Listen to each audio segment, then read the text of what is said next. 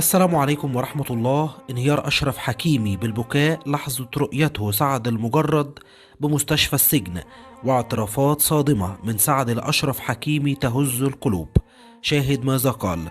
ولكن إذا كنت مسلم وتتفق بأن سعد المجرد مظلوم بهذه القضية، اضغط إعجاب بالفيديو وصلي وسلم على نبينا الكريم. لاعب باريس سان جيرمان أشرف حكيمي توجه اليوم لزيارة صديقه سعد المجرد بمستشفى السجن بعد تدهور حالته الصحية، بعد إضرابه عن الطعام لاحتراضه عن سوء المعاملة من الشرطة الفرنسية التي أهانته واعتدت عليه بالضرب داخل محبسه.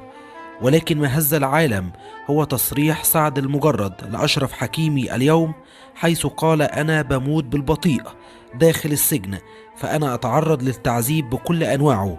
فأول يوم لي بالسجن طلبت سجادة صلاة ومصحف، وهذا حقي